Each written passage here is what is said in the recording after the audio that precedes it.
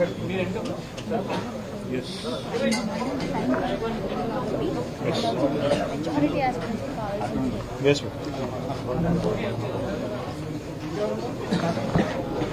ఉన్నోళ్ళు ముందుకొస్తే బెటర్. చిన్న ఉన్నోళ్ళు ముందుకొస్తే బెటర్.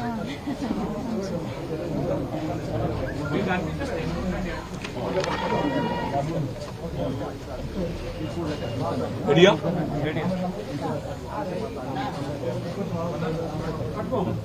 ఇటు వచ్చే.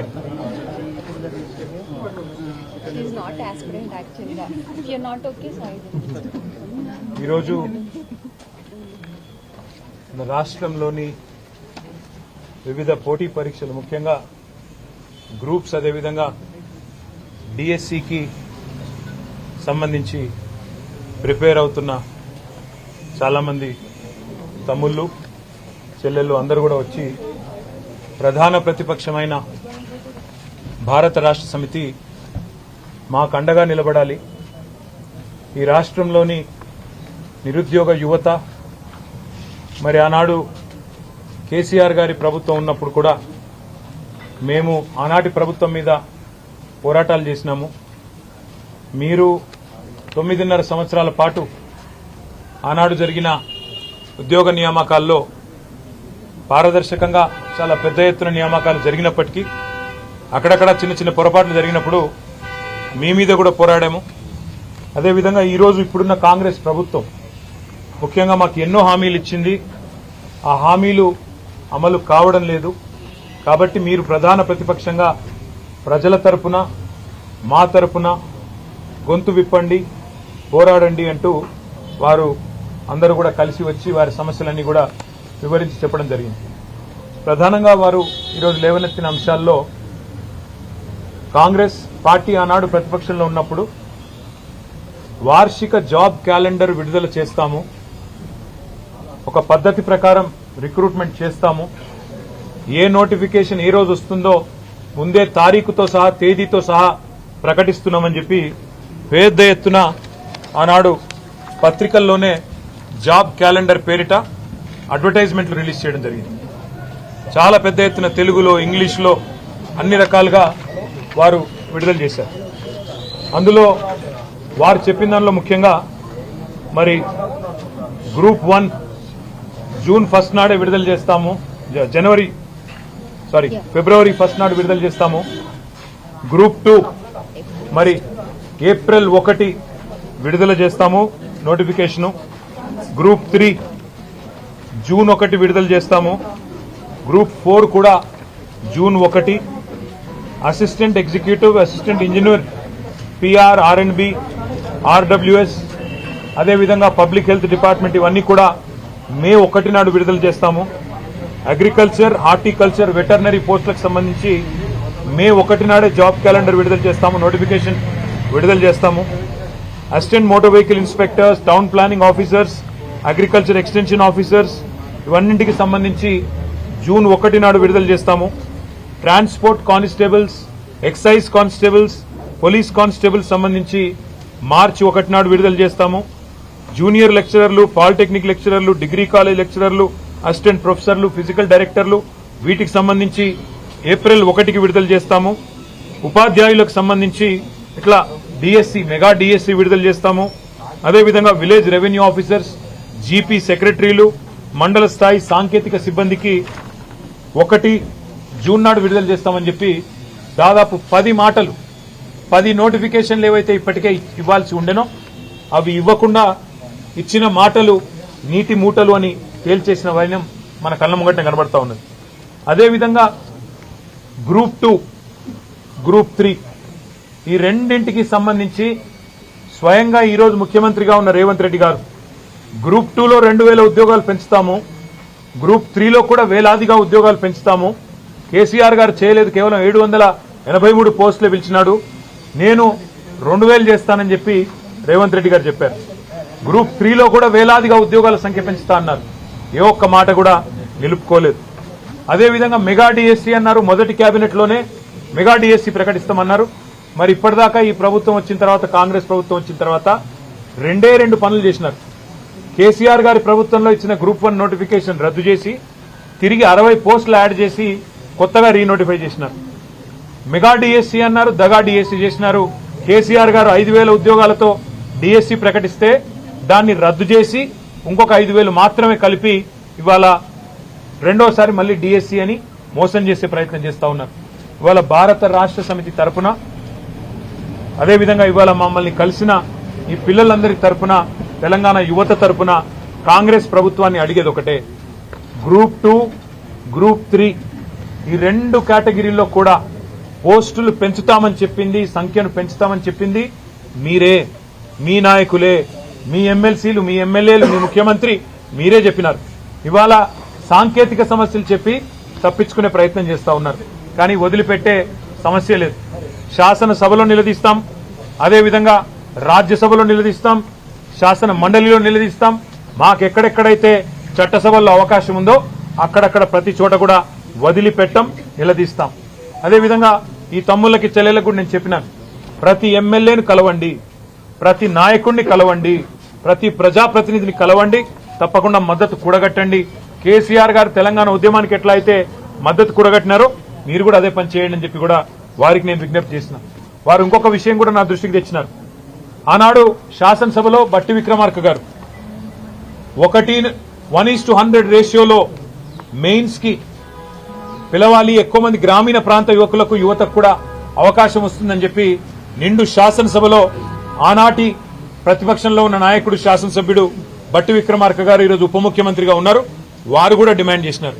ఇవాళ ఈ తమ్ముళ్ళు చెల్లెలు అడిగేది కూడా అదే, 1:100 రేషియోలో మెయిన్స్ కి పిలవండి.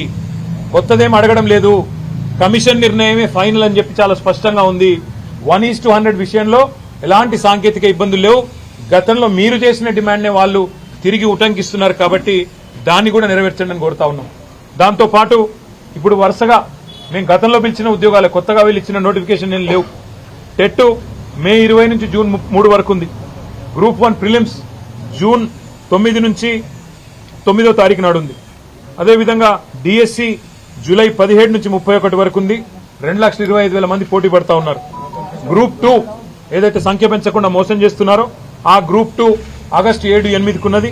గ్రూప్ 1 మెయిన్స్ అక్టోబర్లో ఉంది. గ్రూప్ 3 నవంబర్లో ఉంది. చాలా మంది పిల్లలు ఇది రాసిన వాళ్ళే అది కూడా రాస్తారు. కాబట్టి కొద్దిగా వీటిని కూడా స్టాగర్ చేసి పిల్లలకు తగు మొత్తంలో ప్రిపేర్ కావడానికి కూడా సమయం ఇవ్వాలని చెప్పి కూడా వాళ్ళు కోరుతా ఉన్నారు. నిష్పత్తి 1:100 మెయింటైన్ చేయమని, ఇచ్చిన మాట ప్రకారం 10 నోటిఫికేషన్లు ఏవైతే ఇవ్వాల్సి ఉండి తప్పినరో వాటిని పిలవండి. మొదటి సంవత్సరంలోనే 2 లక్షల ఉద్యోగాలు ఇస్తామన్న మాట నిలబెట్టుకోండి.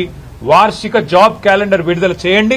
లేకపోతే తెలంగాణ యువతకు దన్నుగా, మద్దతుగా ప్రత్యక్ష పోరాటానికి కూడా భారత రాష్ట్ర సమితి యొక్క విద్యార్థి యువజన విభాగం, మా ప్రజాప్రతినిధులు అందరం కూడా కదం దొక్కుతాం. అందరం కూడా రోడ్డు మీదకి వస్తాం. ఏ నిరుద్యోగులైతే మిమ్మల్ని అధికారంలోకి తెచ్చారో వాళ్లే తప్పకుండా రేపటి రోజున మళ్లీ కథానాయకులై మీ మీద తిరగబడే రోజు కూడా వస్తుందని చెప్పి కూడా ఈ ప్రభుత్వాన్ని హెచ్చరిస్తూ, ఈ డిమాండ్లు ఏవైతే న్యాయబద్దమైన డిమాండ్లు మా తమ్ముళ్లు చెల్లెలు ఇవాళ మాకు ప్రత్యేకించి సమయం తీసుకుని వచ్చి వారు చెప్పినారో ఇవన్నీ కూడా ప్రభుత్వం తప్పకుండా ఆనర్ చేయాలని, చేయకపోతే తప్పకుండా మేము కూడా వారి తరఫున రోడ్డు ఎక్కుతాం, ప్రత్యక్ష కార్యాచరణలో కూడా దిగుతామని చెప్పి కూడా ప్రభుత్వాన్ని హెచ్చరిస్తూ ఇప్పుడు వారిని మాట్లాడవలసిందిగా కోరుతాం. సో అందరికీ నమస్కారం. ఇక్కడ ఉన్న పెద్దవాళ్ళందరికీ ముందుగా నా నమస్కారాలు. సో ఈ రోజు మేము ప్రధాన ప్రతిపక్షమైన బీఆర్ఎస్ పార్టీ దగ్గరికి, అండ్ మేము ముఖ్యంగా కేటీఆర్ గారు వర్కింగ్ ప్రెసిడెంట్ కాబట్టి కలవడానికి వచ్చిన మేజర్ రీజన్ ఏంటంటే, మేము ఎప్పుడైతే గవర్నమెంట్ ఫామ్ అయిందో అప్పటి నుంచి ఇప్పుడున్న పెద్దవాళ్ళు, కాంగ్రెస్ గవర్నమెంట్ లో ఉన్న పెద్దవాళ్ళందరినీ కలుస్తూనే వచ్చాం, ఇప్పటికీ కలుస్తూ ఉన్నాము. మేజర్ డిమాండ్ ఏ డిమాండ్ మీద కలుస్తున్నామంటే గ్రూప్ 2 and 3 పోస్టులు పెంచాలి, గ్రూప్ 1 1:100 రేషియోలో తీయాలి, మెయిన్స్ కి ఎలిజిబుల్ అయ్యే వాళ్ళని 1:100 రేషియోలో తీయాలి, డిఎస్సి సంఖ్య పెంచాలి, గురుకుల రిలేటెడ్ ఇష్యూస్ ఉన్నాయి అవి అన్ని సాల్వ్ చేయాలని చెప్పి మేము చాలా రోజుల నుంచి తిరుగుతూనే ఉన్నాం. కానీ ఇప్పటి వరకు మా గవర్నమెంట్ నుంచి ఎటువంటి రెస్పాన్స్ అనేది రాలేదు. సో మీరు ఎందుకు రెస్పాండ్ అవ్వట్లేరు ఏంటి? ఇప్పుడు మాట్లాడినప్పుడు మినిస్టర్స్ అంటారు మేము లీగల్ ఇష్యూస్ వస్తాయని అంటారు. లీగల్ ఇష్యూస్ వస్తాయి అనడానికి రీజన్ గ్రూప్ 1 లో మీరు 60 పోస్టులు పెంచి నోటిఫికేషన్ రిలీజ్ చేశారు కదా, గ్రూప్ 1 కి రాని లీగల్ ఇష్యూస్ గ్రూప్ 2 కి ఎందుకు వస్తాయి అనేది నేను క్వశ్చన్ చేస్తున్నా. ఫస్ట్ మీరే అన్నారు కదా, అప్పుడు బీఆర్ఎస్ గవర్నమెంట్ ఉన్నప్పుడు 5,000 తో డిఎస్సీ రిలీజ్ చేసినప్పుడు ఇది మెగా డిఎస్సీ కాదు, ఇది దగా డిఎస్సీ అన్నారు కదా, మరి మీరెందుకు ఈ రోజు మెగా డిఎస్సీ రిలీజ్ చేయట్లేదు, అన్ని పోస్టులు రిలీజ్ చేయట్లేదని నేను క్వశ్చన్ చేస్తున్నాను. ఇంకా గురుకుల రిలేటెడ్ ఇష్యూస్ కూడా ఇప్పటి వరకు ఎవరు ఎటువంటి ఏ రకంగా స్పందన, మొన్న మేము ధర్నా చేసినప్పుడు కూడా ఎంతసేపు ఉన్నా మిమ్మల్ని పార్టీ వాళ్ళు రెచ్చగొడితే చేస్తున్నారు అది అంటున్నారు. అది కాదు, మేము సొంతంగా నిరుద్యోగులం బయటకు వచ్చి ప్రతి పార్టీని కలుస్తాం. ఈ రోజు మేము చెప్పేది ఏంటంటే ప్రతి ఒక్క లీడర్ ని కలుస్తాం. అది ఏ పార్టీ అనేది మాకు అనవసరం, ఎందుకంటే మేము ఏ పార్టీకి సంబంధించిన వాళ్ళం కాదు. ఎందుకంటే కొంతమంది పని కట్టుకొని కొంతమంది ఆవారగాలి పని చేస్తున్నారు, ఒక పార్టీలు రెచ్చగొడితే చేస్తున్నారు అంటారు. కాబట్టి నేను చెప్పేది ఒకటే గవర్నమెంట్ కి, మేము ఏ పార్టీకి సంబంధించిన వాళ్ళం కాదు. మేము ప్రతి పార్టీ మాకు కావాల్సిందే, ప్రతి పార్టీ మద్దతుని మేము కూడగడతాము. సో దానికి అన్ని పార్టీల సపోర్ట్ ఖచ్చితంగా తీసుకుంటాము. ఇప్పటి నుంచి మా కార్యాచరణ ముందు పెడతాం. ఇంకొకటి ఏంటంటే గత 4-5 రోజుల నుంచి మా తోటి ఓయూ విద్యార్థి మోతీలాల్ నాయక్ అనే అతను నిరాహార దీక్ష చేస్తుంటే కనీసం ఏ ఒక్క గవర్నమెంట్ సైడ్ నుంచి ఒక రిప్రజెంటేటివ్ ఇప్పటి వరకు వచ్చి చూసింది లేదు, దాని మీద రెస్పాండ్ అయింది లేదు. అంటే మీరు ఎంత నిర్లక్ష్యం వహిస్తున్నారు స్టూడెంట్స్ పట్ల అనేది ఇప్పుడు చాలా క్లియర్ గా కనిపిస్తుంది. ఇదే ఈ రోజున్న పెద్దలే ఒకప్పుడు మా దగ్గరికి వచ్చి మీరు 30 లక్షల మంది ఉన్నారు, 30 లక్షల మంది ఇంటూ 3 వేసుకుంటే 90 లక్షల మంది, ఈ ఈక్వేషన్ చెప్పింది ఎవరో కూడా కాదు, రేవంత్ రెడ్డి గారు చెప్పారు. నేను రేవంత్ రెడ్డి గారిని ఏమడుగుతున్నా అంటే, ఇదే 90 లక్షల ఈక్వేషన్ ఎలక్షన్స్ ముందు మీకు పనికొచ్చింది, అది ఇప్పుడు మొత్తం ఎలక్షన్స్ అయిపోయాక ఎందుకు పనికి రావట్లే? 90 లక్షల మందికి న్యాయం చేయాలని ఎందుకు అనిపించట్లేదు మీకు? సో మేము మా డిమాండ్స్ ఇవి, ఖచ్చితంగా మీ డిమాండ్స్ నెరవేర్చాల్సిందే. నెరవేర్చేంత వరకు ఈ పోరాటం ఆగదు. అన్ని పార్టీల సపోర్ట్ తో మేము ఖచ్చితంగా ముందుకెళ్తాము. మా తోటి మిత్రులు మాట్లాడారు.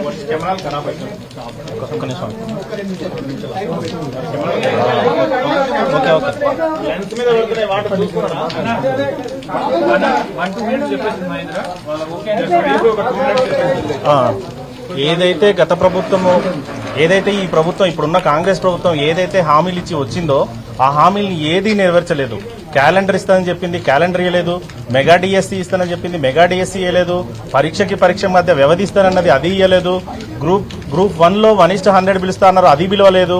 ఏది పిలవకపోగా మేము ప్రతి ఒక్కరి దగ్గరకు వచ్చి రిప్రజెంటేషన్ ఇస్తే ఆ రిప్రజెంటేషన్ తీసుకుని ఎటువంటి స్పందన లేకుండా చూస్తాం చేస్తామనే ధోరణిలో ఉండడం వల్ల మేము ప్రతి ఒక్క నాయకులు కలుస్తున్నాం, ప్రతి ఒక్క ప్రతిపక్షాన్ని కలుస్తున్నాం.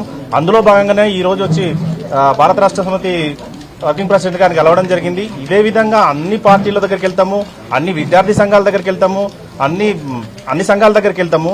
ఇప్పటికైనా ప్రభుత్వం స్పందించకుంటే మా భవిష్యత్ కార్యాచరణ తప్పకుండా టీజీపీఎస్సీ ముట్టడికైనా మేము వెనకాడమని చెప్తున్నాము.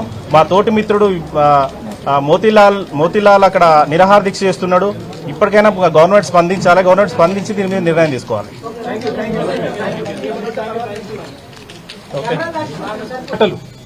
10 నోటిఫికేషన్లు ఏవైతే ఇప్పటికే ఇవ్వాల్సి ఉండెనో అవి ఇవ్వకుండా ఇచ్చిన మాటలు నీటి మూటలు అని తేల్చేసిన వైనం మన కళ్ళ ముంగట కనబడతా ఉన్నది. అదేవిధంగా గ్రూప్ 2